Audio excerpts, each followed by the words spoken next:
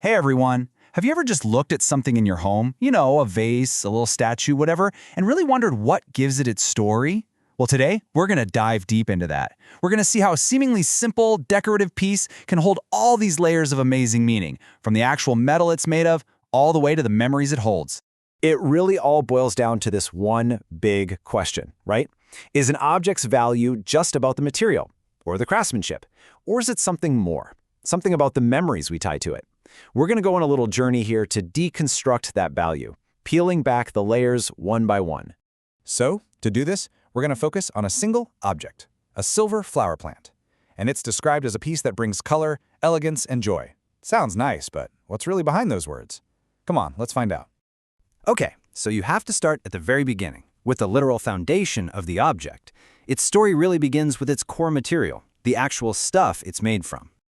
This particular object is made from something called 999 pure silver. Now, that's not just some fancy label, it's a very specific technical grade. It means the material is 99.9% pure silver, which is one of the highest qualities you can even get. So, right off the bat, this gives the object an immediate, tangible, intrinsic value. 99.9%. I mean, just let that number sink in for a second. That's basically a statement of near perfection in its very composition. This purity, this is the first layer of its identity. It's a solid base of worth before any artist has even laid a finger on it. And you might be wondering, how do you actually know that 99.9% number is legit? Well, that's where hallmarking comes in. A hallmark is basically a certified promise. It's a stamp of authenticity that guarantees the purity of the metal. So it connects this very modern object to this long tradition of trust and quality in precious metals. Pretty cool. So, okay, we've got the pure material, but a lump of silver isn't a flower plant. So let's move on to the next layer and see how this thing builds. We're talking about the human element, the skill and the creativity that takes that raw material and shapes it into something more. The source material itself kind of points us in this direction, right? It calls it a gift that combines artistry with tradition, and that is so crucial. This isn't just about making something that looks pretty. It's about infusing it with skill that's been passed down, blending these timeless techniques with a totally new form. So, what does that artistry really look like? Well, the description gives us some clues. It's vibrantly crafted. It has a multicolored design. That tells you about the detailed, lively work that went into it. And that little tag, Made in India, that's not just a point of origin. No, it points to a specific heritage of craftsmanship, a whole artistic tradition. Okay, so we've got pure materials shaped by human artistry. But that still doesn't complete the picture, does it? For an object to truly have meaning, it needs a purpose. And that brings us to our third, and maybe most human, layer. The role it plays in our lives, in our relationships. I mean, why does this thing even exist? See, this object isn't just meant to sit on a shelf and collect dust.